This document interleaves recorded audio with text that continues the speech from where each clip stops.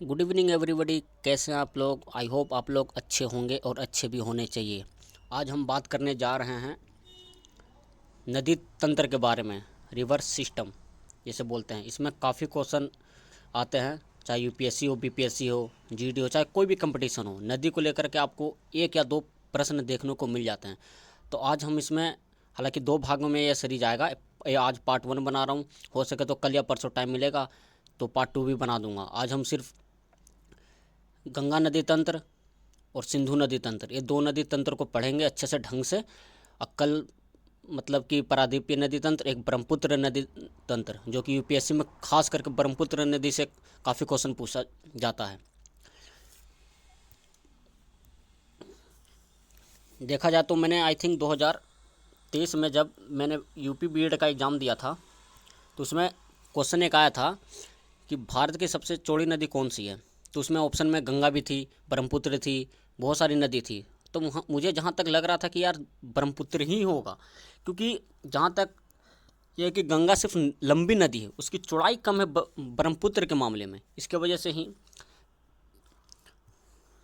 इसमें आप देखेंगे, हम आपको सिर्फ एक मैप दिखा रहे हैं कि आज हम सिर्फ कौन कौन से सिर्फ ये कवर करेंगे, गंगा नदी तंत्र कवर करेंगे। कल हम जो कल हम ये कवर कर लेंगे आपका ब्रह्मपुत्र नदी और प्रायद्वीपीय भारत की नदियाँ, यानी जो साउथ की तरफ जो नदियाँ हैं, कौन कौन से बंगाल में गिरती है, कौन से मतलब कि अरब सागर में गिरती है, वो सब हम कल कवर करेंगे। तो सेशन को लाइक कर दीजिए, क्योंकि काफ़ी मेहनत लगती है वीडियो बनाने में।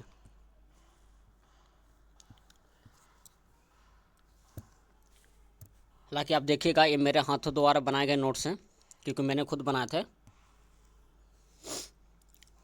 आप ऊपर ये देख सकते हैं। नदी जो है ना, वो प्राकृतिक होती है, मानव द्वारा निर्मित नहीं होती है। मानव द्वारा निर्मित क्या हो सकते हैं? जैसे तालाब बना देंगे मानव निर्मित, कुएं बना देंगे, कुएं ही मतलब कि बन जाएगा। और आपका ज़्यादा से ज़्यादा नहर बना देंगे मानव निर्मित। लेकिन नदी आप कैसे बनाइएगा? नदी नहीं बनेगा। तो इसमें देखेंगे आज। चलिए स्टार्ट करते हैं।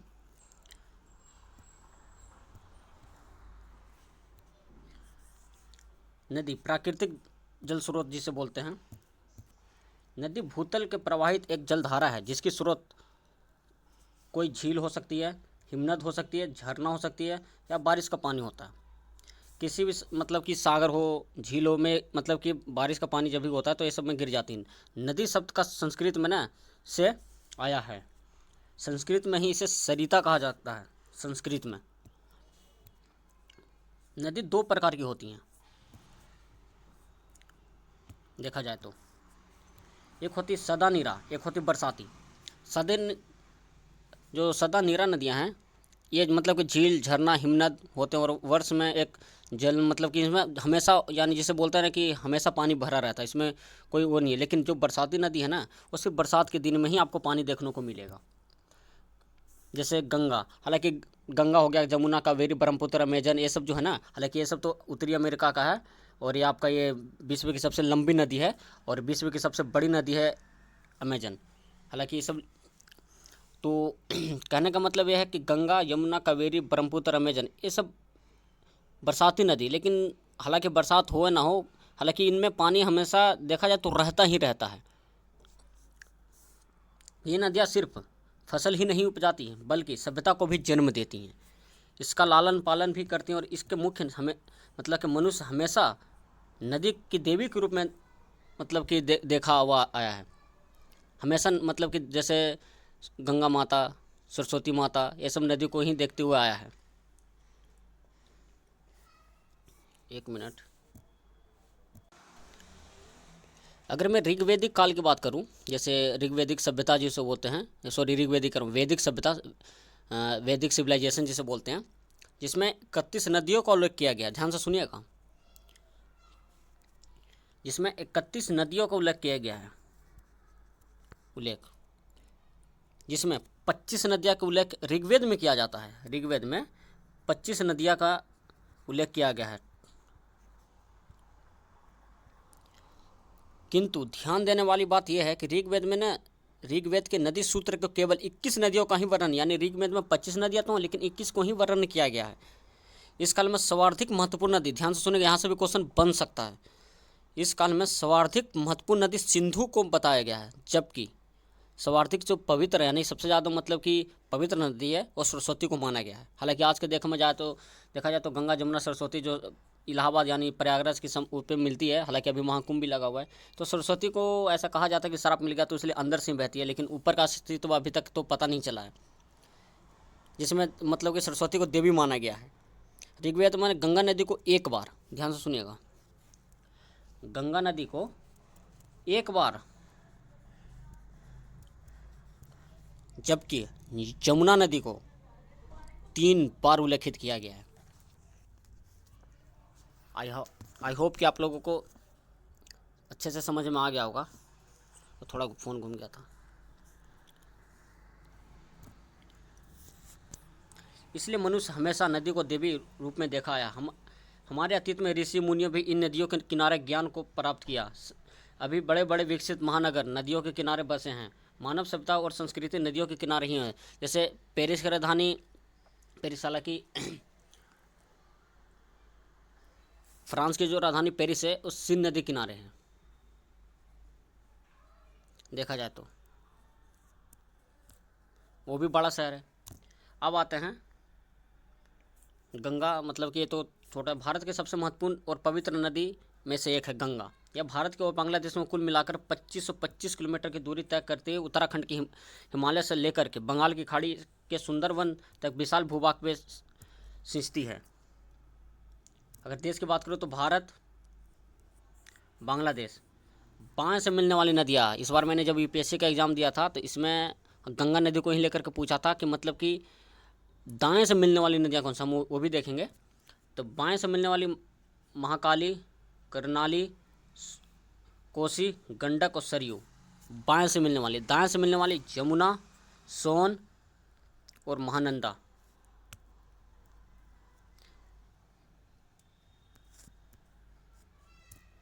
स्रोत मतलब कि कहाँ से निकली है, गंगोत्री हिमनद से। नोट पॉइंट 2, इसको नोट कर लो। नवंबर 2008 में भारत सरकार ने द्वारा इसे भारत की राष्ट्रीय नदी तथा प्रयागराज और हल्दिया के बीच 1600 किलोमीटर नदी जलमार्गों के मार्ग घोषित किया था। यानी राष्ट्रीय जलमार्ग 1 धुबरी से सादिया तक चलती है, जो धुबरी से सादिया तक ही चली है। सॉरी, वो ये तो प्रयागराज से हल्दिया है, जो ब्रह्मपुत्र मतलब कि गंगा नदी पर बनाया गया, ब्रह्मपुत्र नदी पर धुबरी से सादिया तक ही चलाया गया है। और जल राष्ट्रीय, जैसे 1 मिनट, वो राष्ट्रीय A1 है जलमार्ग, और वो राष्ट्रीय जलमार्ग 2 है जो धुबरी से सादिया ब्रह्मपुत्र नदी पर बनाई गई है। एचुरू क्या होता है? ज्वारमुख इम्पोर्टेंट है। सागर के तट पर स्थित आधा बंद खारे पानी का क्षेत्र, जहां नदियों का ताज़ा पानी समुद्र के खारे पानी में साथ मिलता है। नर्मदा, ताप्ती, मांडवी ये मतलब कि ये निर्माण करती है, एक्चुअली का निर्माण करती हैं। डेल्टा क्या होता है? थोड़े हम ऐसे बस वो देख रहे हैं, हालांकि आगे विस्तार रूप में गंगा और सिंधु का ही विस्तार रूप से पढ़ेंगे। डेल्टा क्या होता है? नदी जहाँ महासागरों में मिलती है उस जगह को नदी द्वारा मतलब कि बहा कर लाई गई मिट्टी को मतलब कि डेल्टा कहा जाता है। जैसे मतलब कि अपने साथ देखा होगा नाले में या बरसात में कि थोड़े ना नीचे से मिट्टी से भी मतलब कि उसमें बहती हुई, उसको जलोढ़ मिट्टी मतलब कि हो तो उपजाऊ के लिए ही सबसे महत्वपूर्ण मान जाता है, उसको ही डेल्टा। जैसे मतलब कि नदी आ रही है, मान लो महासागर है, तो वहाँ पे जम जाती है, जैसे यहाँ पे जम गई तो वहाँ पे मतलब कि कुछ जिसको सुंदरबन डेल्टा मतलब कि वर्ल्ड में सबसे बड़ा डेल्टा सुंदरबन का डेल्टा कहा जाता है, जिसमें रॉयल बंगाल टाइगर ही मौजूद होते हैं, जिसमें मैंग्रोव वन भी आता है। मैंग्रोव वन क्या होता है मैं बता देता हूँ। मैंग्रोव वन जैसे मान लीजिए कि पेड़ है, बरगद का पेड़ देखा होगा अपने साथ, उसकी जड़ें ना पानी में गई, फिर ऊपर आ गई, फिर पेड़ के निर्माण किया, फिर पानी में आई, मान लो पानी है, तो वो चीज़ को मतलब कि मैंग्रोव वन कहा जाता है। देखो, उपजाऊ मिट्टी का निर्माण करता है। गंगा, ब्रह्मपुत्र, महानदी, गोदावरी, कृष्णा डेल्टा के निर्माण करती है। ये देखिए, ये मतलब कि एक तरह के छोटा सा चित्र बनाया मैंने ड्रेनेज सिस्टम का, अपवाह तंत्र का। ये जो छोटी वाली ये जो नदी है, ये सहायक नदी है, इसको ध्यान रखिएगा, सहायक नदी है। और ये है मुख्य धारा, जो ये जो बीच वाली आ रही है ऊपर से, ये मुख्य धारा है।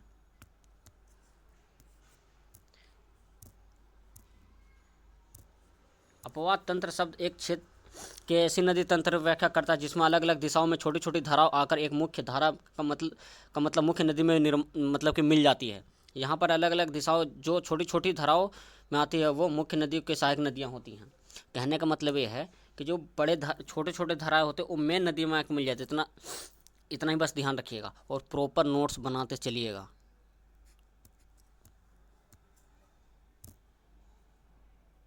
भारत में अपवाद तंत्र, हिमालय पर्वत तंत्र, मतलब कि हिमालय जो मतलब कि इस तरह से जो है भारत हमारा, जो इस तरफ से जो नदियाँ बहती हैं वो हिमालय वाली हैं, क्योंकि आपको पता है, हालांकि मैं भारत का नक्शा बनाने की कोशिश कर रहा हूँ। भारत का नक्शा है, हालांकि ठीक नहीं बना, लेकिन आप इतना तो समझ ही गए होंगे। सॉरी। ये जो आपको पता है जम्मू कश्मीर है, इधर आपका नेपाल हो गया, इधर भूटान हो गया। तो जम्मू कश्मीर, हिमाचल प्रदेश, उत्तराखंड, नेपाल, सिक्किम और अरुणाचल प्रदेश, इधर मतलब कि पूर्वी भारत के जो 7 सिस्टर जिसे बोलते हैं वो पूरा स्टेट हो गया। गंगा नदी तंत्र, ब्रह्मपुत्र नदी तंत्र और सिंधु नदी तंत्र, आज हम सिर्फ एक इसे और एक इसे कवर करेंगे। ब्रह्मपुत्र नदी तंत्र को और प्रायद्वीपीय नदी तंत्र को कल के क्लास में देखेंगे। जैसे नर्मदा हो गया, ताप्ती, कल की क्लास में देखेंगे अच्छे से। अब आते सबसे पहले सिंधु नदी तंत्र, इससे भी काफ़ी क्वेश्चन पूछा जाता है। कहने का मतलब यह है कि आपको भले ही पता हो, देखो बड़े बड़े नदियाँ सब जानते हैं, लेकिन कहीं से एक क्वेश्चन घुमा देगा ना, तो अगर मान लो आपको आता हो चीज़, मान लो कि 1 2 3 4, जैसे 1 मिनट में बता देता हूँ, जैसे 1 2 3 4 ऑप्शन दे देगा, 1 2 3, 1 3 4, 1 2 4 ऑप्शन में मान लीजिए कि दे दिया मोटा मोटी, या फिर 1 2 3 4। अगर मान लो कि ऑप्शन आपके सामने आ जाए तो आप कैसे कीजिएगा? तो इसमें मैं 2 तरीके से, मैं अपना बताऊँ तो मैं 2 तरीके से इसमें ठीक करता हूँ। पहली कि मैं एकदम बिल्कुल प्रॉपर गलत निकालता हूँ कि नहीं ये पक्का गलत ही हो, मतलब कि पक्का प्रॉपर गलत है, या तो फिर सही निकालता हूँ मैं 100% के साथ।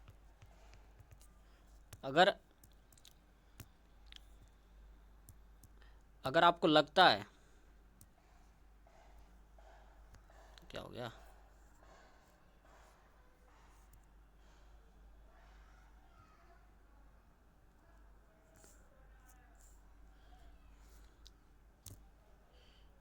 क्या हो गया, 1 सेकंड।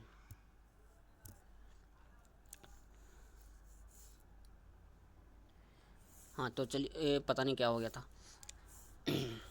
और जैसे 1 2 3 4, 1 2 3 4, 1 2 3, 1 2 1 2 4 और 1 2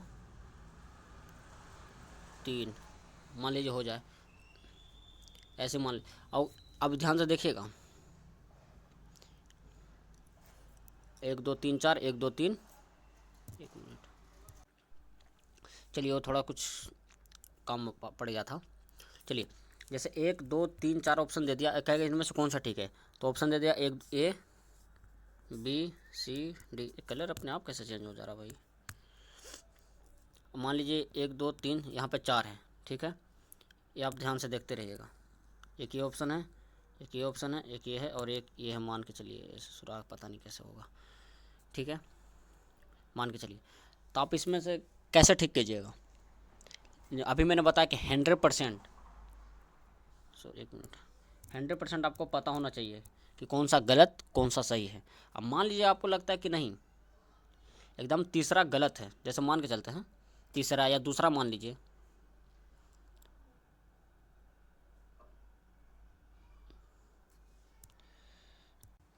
चलिए वो थोड़ा सा हो गया तो कुछ देखिए, जैसे मान लीजिए आपको अगर 100% पता होगा कि कौन सा गलत कौन सा सही है, तो मान लीजिए आपको तीसरा गलत लगता है कि नहीं तीसरा एकदम 100% गलत है, तो आप ऐसे में आसानी से इमेजिन कर सकते हैं कि तीसरा इसमें भी है, इसमें भी है और इसमें भी। आँख बंद करके आप डी लगाइएगा, क्या है क्या नहीं ऑप्शन में क्या लिखा क्या उससे मतलब नहीं। अगर आपको पता है कि तीसरा एकदम गलत है तो आप आँख बंद करके डी लगाइएगा।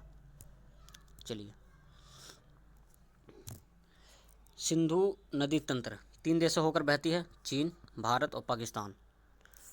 भारत में लेह शहर सिंधु नदी को दाएं तट पर स्थित है। लेह शहर आप ये देख सकते हो सके तो इसको आप बना लीजिएगा, इसको तो सही रहेगा आपके लिए। चलिए,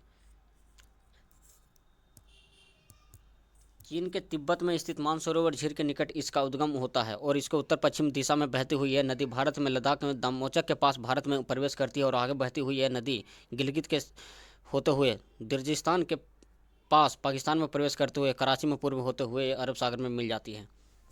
इसकी लंबाई की बात करूँ 2880 किलोमीटर है। यह 2525 है उसकी गंगा नदी तंत्र की, गंगा की 2800 इसकी है। कभी कभी क्वेश्चन पूछ देता है कि कौन सा मतलब कि मिलते जुलते इसमें से मतलब है लंबाई मतलब कि नदियों की, तो आप मतलब कि सिंधु नदी को ही लगाइएगा। सिंधु के 5 सहायक नदियां हैं, कौन कौन से हैं भाई? चिनाब, झेलम, रावी, ब्यास और सतलज। सतलजा मैं क्यों लिखूँ, सतलुज, सतलुज होंगे, ठीक है। चेनाब नदी, हालांकि कह रहा हूँ कि सिंधु नदी के बारे में सबको पता है कि हाँ इतनी किलोमीटर यहाँ से आती है, यहाँ इधर से बह जाती है, ये सबको पता, लेकिन छोटे छोटे जो सहायक नदियाँ हैं ना वो उसमें से अटकाता है। चेनाब नदी, यह नदी सिंधु की सबसे बड़ी सहायक नदी है। इसका उद्गम हिमाचल के केटुलारा दर्रे के पास होता है। एचपी यानी हिमाचल प्रदेश, लेना एमपी गलत से लिख दिया था।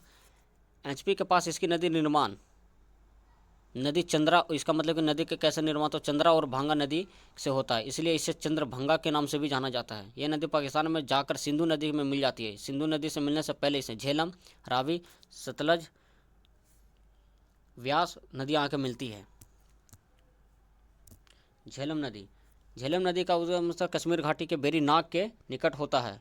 170 किलोमीटर भारत और पाकिस्तान सीमा के निर्माण करते हुए पाकिस्तान के झंग के निकट चेनाब में मिल जाती है। सबसे बड़ी है चेनाब नदी, ध्यान रखिएगा। रावी नदी, ये नदी हिमाचल में प्रवेश रोहतास दर्रे से निकल कर कश्मीर तथा पंजाब होते हुए पाकिस्तान के झंग में निकट में मिल जाती है। सतलज नदी, यह नदी तिब्बत के राक्षस ताल के निकट और सिंधु नदी समानांतर बहती हुई हिमाचल प्रदेश में मध्य प्रवेश करती है और आगे पंजाब होते हुए पाकिस्तान में बहावलपुर के चेनाब नदी में जाकर मिल जाती है। ये क्वेश्चन फंसा सकता है कि कौन से मतलब कि अपने जैसे गंगा दे देगा, ब्रह्मपुत्र गंगा दे देगा, गोदावरी दे देगा, महानदी दे देगा और आपका एक सतलुज देगा, कहेगा कि इसमें से कौन से भारत की नदियाँ नहीं हैं। तो मतलब कि भारत की प्रायद्वीपीय भारत मतलब कि हिमालय पार की नदियाँ, जो हिमालय है ना, ये जम्मू कश्मीर हिमाचल प्रदेश हिमालय जो है, ये वाला हिमालय वाला क्षेत्र, इससे बाहर से निकलती है, तो ये दे सकता है, उसको ध्यान रखिएगा। व्यास, रोहतास दर्रे के से निकली व्यास नदी हिमाचल प्रदेश को कुल्लू घाटी से होते पंजाब में हरके सतलज नदी में मिल जाती है।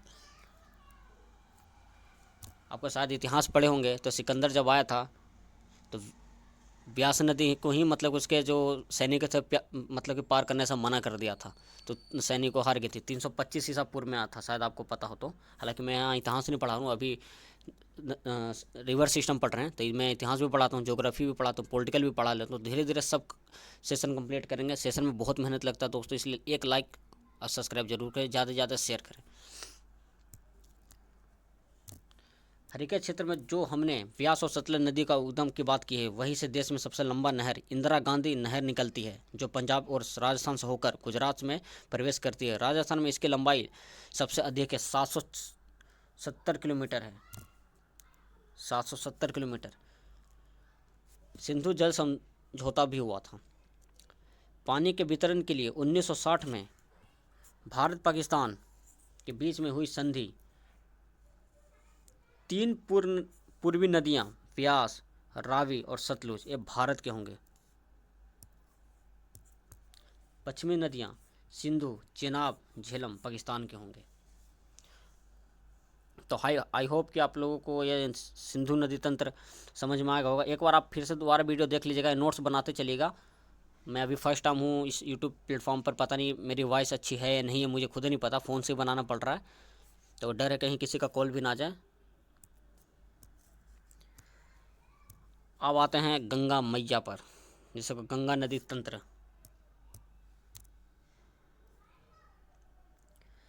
आप ये देख सकते हैं कि किस तरह से ये बनाया मैंने, ये देखिए, एक सेकंड,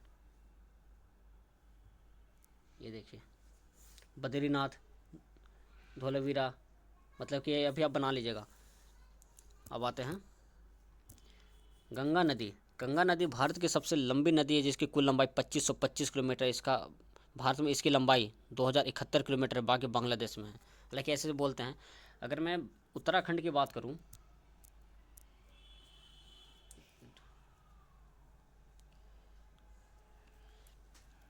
चलिए,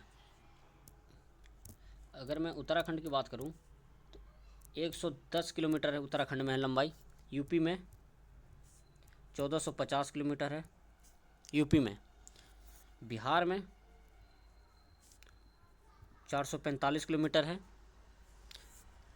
अच्छा, एक बात बताइए, गंगा नदी कितने राज्य से होकर गुजरती है? कभी कभी ये क्वेश्चन पूछ देता है, छोटे में ही पूछ देगा, एसएससी में हो गया, जीडी में हो गया। हालांकि मेरा अभी जब 16 दिसंबर 2023 की बात है, जब मेरा बिहार एसआई का एग्ज़ाम था, तो उसने पूछा था कि गंगा नदी कितने राज्य से होकर गुजरती है। हालांकि बिहार का एग्ज़ाम था, तो मेरे को उस टाइम पता था कि 12 डिस्ट्रिक्ट से होकर गुजरती है, सॉरी जिला, राज बोल दिया मैंने, कि कितने ज़िले से होकर। एक बार तो बीपीएससी 69 जब मैंने दिया था, तो उसमें मतलब कि गंगा नदी को लेकर के ही पूछा था कि कौन से इसमें, मतलब कि गांव गांव को लेकर के पूछा था। अब भाई गांव को नहीं याद करता है, और इतना कहीं बुक में भी नहीं लिखा हुआ है। हालांकि मैंने उसको छुआ तक नहीं, दूर से ही प्रणाम करके आगे स्किप कर दिया उसको, क्या करता। तो गंगा नदी जो है ना, वो 5 राज्य से होकर गुजरती है। अपने सही सुना, Uttarakhand, Bihar, UP, sorry, Uttarakhand, UP, Bihar और झारखंड। जी हाँ, झारखंड का एक साहिबगंज है डिस्ट्रिक्ट, और साहिबगंज में 40 किलोमीटर, ज़्यादा नहीं, 40 किलोमीटर ही उसके लगाता है। तो मान लीजिए कि झारखंड है, झारखंड के साहिबगंज है, यहाँ से गंगा नदी बह रही है, गंगा नदी बह रही है, यहीं पर कटिहार है, वहाँ से मतलब कि 40 किलोमीटर ही लंबाई है। हालांकि उसको जोड़िएगा तो 40 किलोमीटर ये हो गया, और वेस्ट बंगाल में जोड़िएगा तो अगर ऐसे जोड़िएगा तो 480 किलोमीटर होगा। अगर हालांकि आपको भी पता है कि वेस्ट बंगाल और झारखंड से मिला हुआ है, हालांकि समाना लगता है, तो 40 किलोमीटर ना जोड़ करके 500 सीधा आप 20 से जोड़ सकते हैं। तो आप जोड़ लीजिएगा 110, 1450, 445 और 520। आप 520 नहीं जोड़िएगा तो 40, और 480 जोड़ दीजिएगा, 2525 किलोमीटर आपका आ जाएगा। सतोपथ हिमानी से निकली अलकनंदा और गोमुख से निकली भागीरथी का देवप्रयाग में जब मिलती है, तब उसका रूप से गंगा होता है। हालांकि इसके काफ़ी विवाद होते हैं कि गंगा नदी गंगोत्री से निकलती है। जब मैंने भी देखा था, खान सर ने भी बताया कि गंगा कहीं से नहीं, गंगा बल्कि बनती है। हालांकि उत्तराखंड तो काफ़ी बार गया हूँ, लेकिन वहाँ उस जगह पे नहीं गया हूँ जहाँ पे मिलते, मैंने भी किताबें में पढ़ा है। अलकनंदा की 2 प्रमुख सहायक नदियाँ हैं, पिंडार नदी, मंदाकिनी नदी। यह प्रसिद्ध केदारनाथ है, ध्यान से दीजिएगा।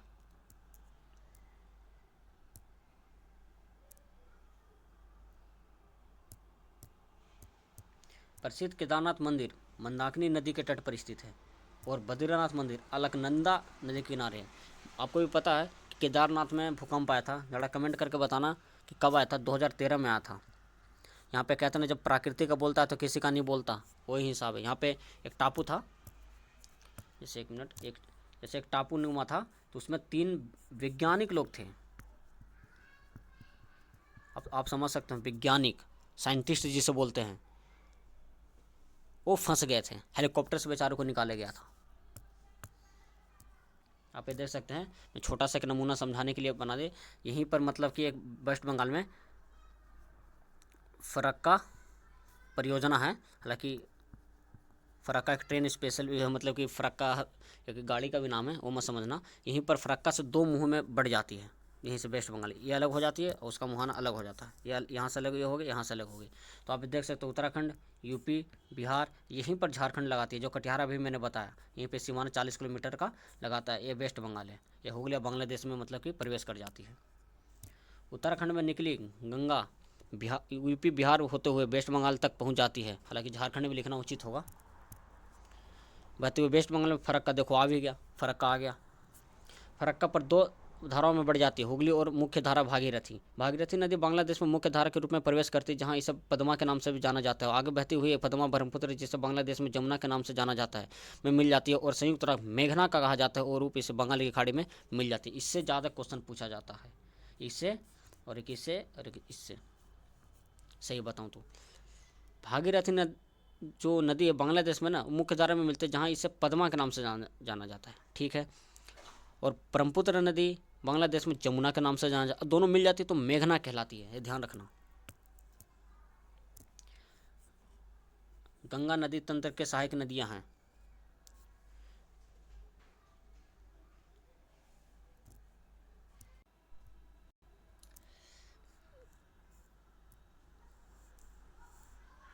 चलिए थोड़ा कन्फ्यूजन हो गया था। गंगा नदी तंत्र के सहायक नदियां हैं, मुझे लगा कि मैं ब्रह्मपुत्र नदी पढ़ा रहा हूँ ना, ये ब्रह्मपुत्र है ना बांग्लादेश वाला, तो मुझे लगा कि ब्रह्मपुत्र नदी पढ़ा रहा हूँ तो गंगा नदी थोड़ा सा माइंड से निकल गया, क्षमा प्रार्थी हूँ। यमुना कोसी, गंगा नदी के मतलब कि 8 सहायक नदियाँ यमुना, कोसी, सोन, गोमती, दामोदर, घाघरा जिसको सरयू बोलते हैं, गंडक और रामगंगा।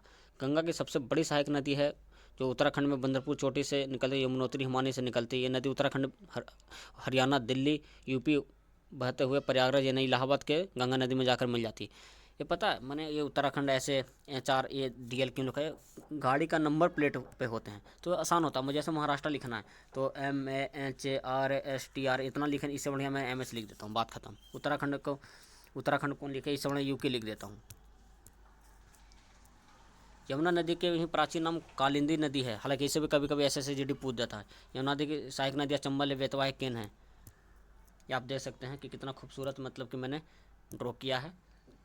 हालांकि आप कहिएगा कि सर अपने मतलब की तारीफ़ कर रहे हैं, लेकिन ऐसा कुछ नहीं है, तारीफ़ नहीं कर रहा हूँ बट बता रहा हूँ। चंबल नदी, ये नदी मध्य प्रदेश के इंदौर में स्थित महू क्षेत्र में, महू से कौन बिलोंग करते हैं, भीमराव अम्बेडकर, जानापाव पर्वत से निकलती है। उत्तर मध्य भाग में बहते हुए नदी राजस्थान के होकर उत्तर प्रदेश इटावा में यमुना नदी के मिल जाती है।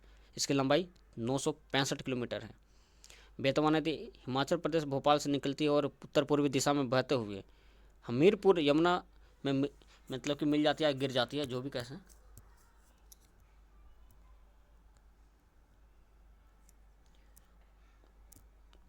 कोसी, इस नदी के तो बारे में पूछे ही मत। कोसी नदी, ये नदी नेपाल में हिमालय से निकलती है और बिहार में प्रवेश करती है। यह नदी मार्ग बदलने के लिए रहती है, इसे बिहार का शोक नदी कहा जाता है। यह नदी विस्तार के कटिहार में गंगा मतलब कि बिहार के कटिहार के गंगा नदी में मिल जाती है। दामोदर नदी झारखंड छोटा नागपुर पठार से निकलती है और पश्चिम में बहते हुए हुगली नदी में जाकर मिल जाती है। इस नदी के बाढ़ आने का कारण इसे बंगाल का विषाब भी कहा जाता है। प्रदूषण के कारण इसी नदी को जैविक मरुस्थल भी कहा जाता है। गोमती नदी के बारे में बात करें तो इस नदी का उद्गम उत्तर प्रदेश के पीलीभीत में स्थित गोमताल से होता है, जिसके फुलहर झील में भी कहते हैं। गंगा नदी के एकमात्र ऐसी नदियाँ है जो कि उद्गम मैदानी से होता है। Point to be milord, noted milord. Gomti नदी का स्थल एक लूनी नदी है जो राजस्थान में है, ज़मीन से स्टार्ट होकर ज़मीन में ख़त्म, लेकिन ये ज़मीन से स्टार्ट होती लेकिन गंगा नदी में मिल जाती है। सोन नदी MP के अमरकंटक स्थान पर निकलती है और उत्तर प्रदेश के और बहते हुए पटना में निकट गंगा नदी में मिल जाती है। अमरकंटक पहाड़ी से कौन नदी निकलती है, नर्मदा नदी, जो पश्चिम की ओर बहते हुए अरब सागर में गिर जाती है, बे अरब सागर में, खंबात की खाड़ी बोल सकते हैं। गंगा नदी की 1908 करो 2008 में राष्ट्रीय नदी का दर्जा दिया गया है। गंगा नदी किनारे बसा सबसे बड़ा कानपुर है। और मतलब कि हालांकि मैं भी बिहार से बिलोंग करता हूँ, बिहार के गया डिस्ट्रिक्ट से, लेकिन भाई अब जो सच्चाई है कि सबसे बड़ा शहर तो कानपुर है, लेकिन सबसे प्रदूषित शहर जानते हो कौन सा है, पटना।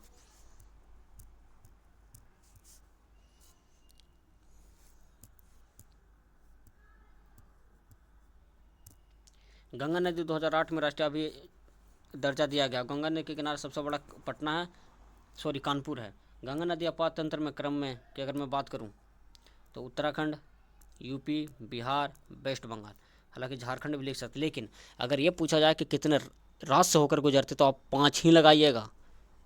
फिर से एक बार देख ले तो गंगा नदी की लंबाई टोटल 2525 है। उत्तराखंड में 110, यूपी में, एक मिनट, 2525 है ना, उत्तराखंड में 110, यूपी में 1450, बिहार में 1445 तो 445, झारखंड में अगर बात करें तो 40, नहीं तो वेस्ट बंगाल में 40 हो गया था, 480। अगर ये दोनों को मिला दे तो 4 1 5 और 8 यानी 520, ध्यान रखिएगा। तो गाइस ये सेशन यहीं पे ख़त्म होता है। कल हम पार्ट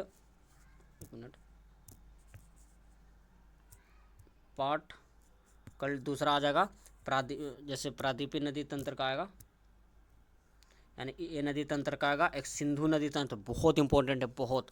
हालांकि वॉइस में कुछ दिक्कत आ रही होगी तो कोई नहीं, आप वीडियो को रोक करके आप इसको इस तरह से नोट्स बना सकते हैं। गाइस सही बताओ तो काफ़ी घंटों लग जाते हैं ऐसे ऐसे वीडियो बनाने में। आप लोगों के लिए डिमांड आते रहते हैं कि सर इस गंगा नदी तंत्र को बता दीजिए, नदी तंत्र कर लीजिए, क्योंकि ऐसा कोई सा एग्जाम नहीं है जिसमें इससे क्वेश्चन ना पूछे। जहाँ तक मुझे लगा इससे क्वेश्चन है। अभी मैंने यूपीएससी 2024 में एग्ज़ाम दिया था, तो एक अभी जैसे मैंने बताया कि गंगा नदी तंत्र को लेकर के पूछा कि बाएँ से मिलने वाली नदियाँ बताएँ। हालांकि मैंने तो ठीक कर दिया था, वो अलग बात है कि जैसे नदी है, गंगा नदी है, तो यहाँ से मिलने वाली नदियाँ कौन सी, तो रामगंगा, गोमती, घाघरा, मतलब कि जो भी हो। हालांकि कभी कभी कन्फ्यूजन बहुत ज़्यादा क्रिएट करे। क्वेश्चन में दिक्कत नहीं है। अगर आप सोचेंगे ना कि हाँ कि क्वेश्चन में दिक्कत है, क्वेश्चन में दिक्कत नहीं, तो उसका जो ऑप्शन होता है ना, ऑप्शन, ये बहुत ही ज़्यादा कंफ्यूज करता है। लगता है कि ए है, दोनों हैं, या ए बी लग रहा है या सी लग रहा है, समझ में नहीं आता कि इसमें कौन सा ठीक होगा कौन सा नहीं आता। ये कन्फ्यूजन है। यही कन्फ्यूजन दूर के लिए आप इस नोट्स को बनाइए प्रॉपर। कोई अगर अच्छा लगता है तो इसको लाइक कीजिए, शेयर कीजिए, कमेंट कीजिए, क्या और मुझे इम्प्रूव करना चाहिए वो बताइएगा। बाकी स्वस्थ रहिए, मस्त रहिए, पढ़ते चलिएगा। All the best, bye.